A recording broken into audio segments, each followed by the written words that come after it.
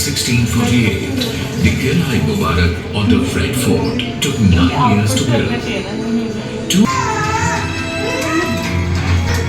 रंग महल के बाईं ओर खास महल था जो बादशाह खास था। यहाँ शहंशाह अपने मंत्रियों से दरबार के मामलों पर परामर्श किया करते थे और यही था हिंदुस्तान का प्रसिद्ध सिंहासन तख्त-ए-ताऊस।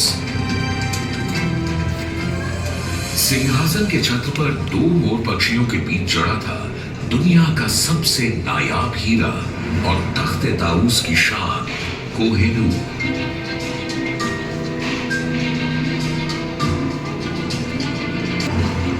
बादशाह के निवास के बगल में खूबसूरत हमाम था जो खास शाही परिवार के आदमियों के लिए था।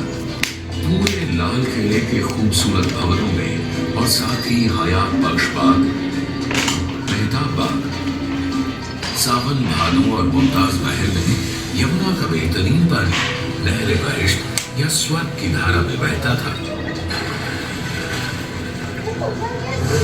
200 वर्षों तक लाल किले ने कई आक्रमणों का सामना किया और मुगलिया सल्तनत और पूरे हिंदुस्तान का दिल बनकर मजबूत खड़ा रहा। लेकिन 1857 में अंग्रेजों ने आजादी की पहली लड़ाई के जवाब में किले पर धावा बोल दिया। किले की लगभग 80% इमारतों को नष्ट कर दिया गया और उनकी जगह ले ली अंग्रेजों की बैरकों ने।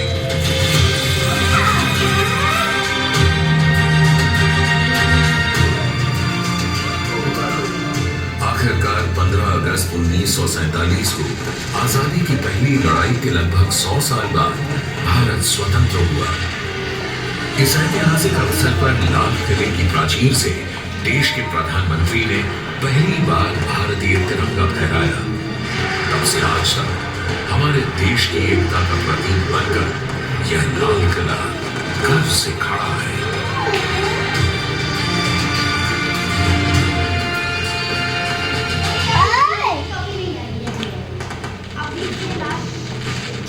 1648, the Qil'a-e-Mubarak on the Red Fort took 9 years to build. 2 axes divided the fort into 3 primary zones: the public, the Mardana and the Zanana. Leading all the way from Rang Mahal through the bazaars and outward to Chandni Chowk, the east-west axis separated the Zanana from the Mardana. The north-south axis that intersected the east-west one at Diwan-e-Aam separated the royal apartments from the public spaces. The fort was said to have multiple bazaars to cater to the royal household. Of these, the Chhatta Bazaar was said to be the grandest. As one exited Chhatta Bazaar, across the courtyard lay the official entrance to the fort, the Naubat Khana. The Naubat Khana led to the court of Diwan-e-Aam, or the Hall of Public Audience.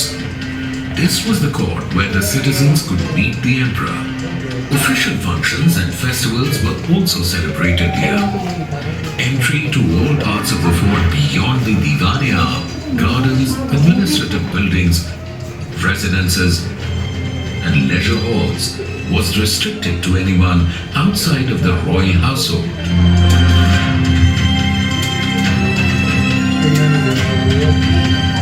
The building right behind the Diwan-e-Aam was the Rang Mahal, a place where the emperor and family members enjoyed beautiful dance and song performances.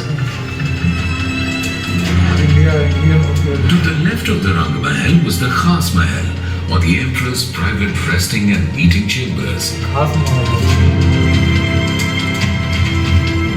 Beyond this was the Diwan-e-Khas, or the hall of private audience.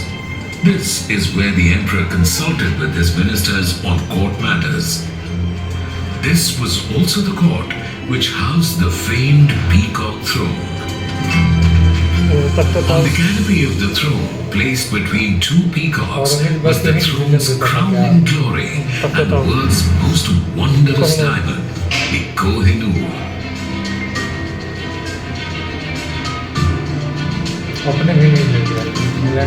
Adjacent to the emperor's access was the hammam or bathhouse for the use of male members of the royal household. And winding through all the beautiful structures, including the Hayat Bakhsh Gardens, the Mehtab Bagh, the Sawan and Bhanu pavilions, and Mumtaz Mahal, flow the pure waters of the Yamuna River in the form of the Nahr-e-Bahisht, or the stream of paradise. For 200 years, the Red Fort stood strong at the heart of the Mughal capital of Shah Jahanabad and in turn, Hindustan. But in 1857, the British stormed the fort in response to the First War of Independence and destroyed most of the Mughal structures and arcades to build barracks in their place.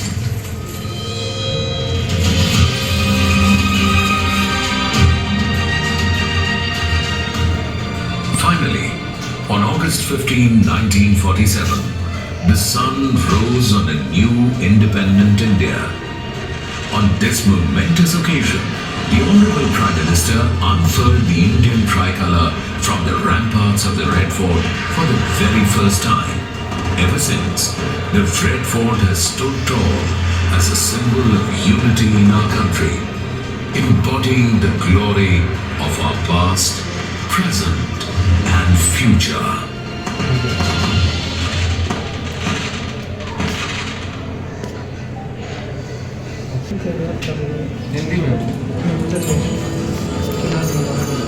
तो 48 में किला मुबारक यानी लाल किले का उद्घाटन हुआ। 9 सालों की मेहनत, कारीगरी और इंतजार का हासिल था ये किला। 2 धुरियां किले को 3 भागों में विभाजित करती थी, शरता, मर्दाना और जनाना। रंग महल से होते हुए बाजारों के मध्य से बाहर चांदनी चौक की ओर जाती हुई पूर्वी पश्चिमी धुरी जनाने को मर्दाने से अलग करती थी। उत्तरी दक्षिणी धुरी और पूर्वी पश्चिमी धुरी दीवान आम में एक दूसरे को परस्पर विभाजित करती थी। उत्तरी दक्षिणी धुरी शाही भवनों को सार्वजनिक स्थानों से अलग किए कई बाजार थे। इनमें से सबसे आलीशान था छत्ता बाजार।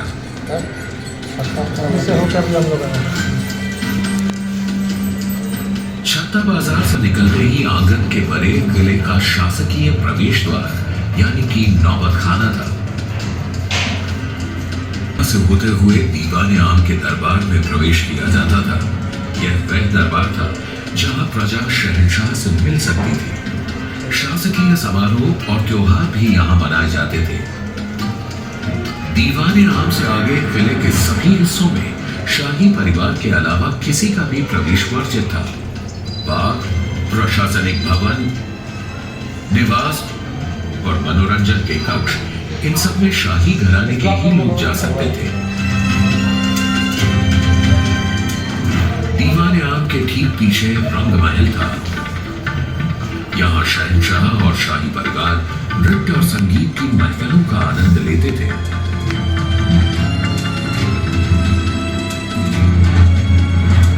रंग महल के बाईं ओर खास महल था जो बादशाह के निजी आराम और मुलाकात का महल था। इसके आगे दीवान खास था। यहाँ शहंशाह अपने मंत्रियों से दरबार के मामलों पर परामर्श किया करते थे। और यही था हिंदुस्तान का प्रसिद्ध सिंहासन तख्ते ताऊस। सिंहासन के छत्र पर 2 पक्षियों के बीच चढ़ा दुनिया का सबसे नायाब हीरा और तख्ते ताऊस की शान। डायमंड भी लेके चला है जो अभी भी इंग्लैंड के पास है, वो नहीं देगा।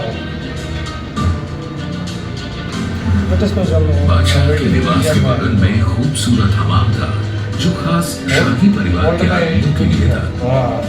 पूरे लाल किले के खूबसूरत भवनों में और साथ ही हयात बख्श बाग, मेहताब बाग, सावन, भानु और मुमताज महल में यमुना का बेहतरीन पानी नहर-ए-बहिश्त या स्वर्ग की धारा में बहता था।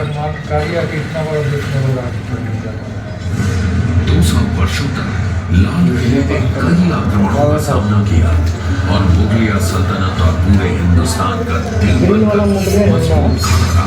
वो वाला ग्रीन वाला सेकंड वाला में तुम्हें अंग्रेजों ने आजादी की पहली लड़ाई के जवाब में किले पर धावा बोल दिया। किले की लगभग 80% इमारतों को नष्ट कर दिया गया और उनकी जगह ले ली अंग्रेजों की बैरकों ने।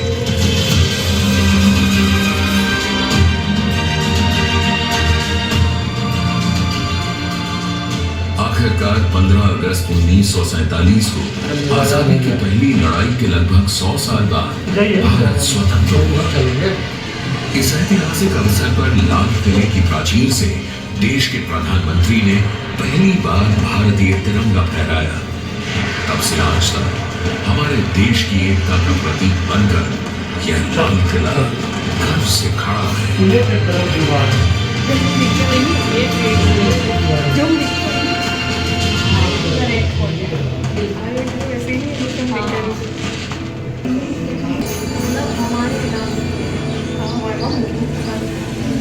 Inaugurated in 1648, the Qilai-Mubarak on the Red Fort took 9 years to build. 2 axes divided the fort into 3 primary zones: the public, the Mardana and the Zanana.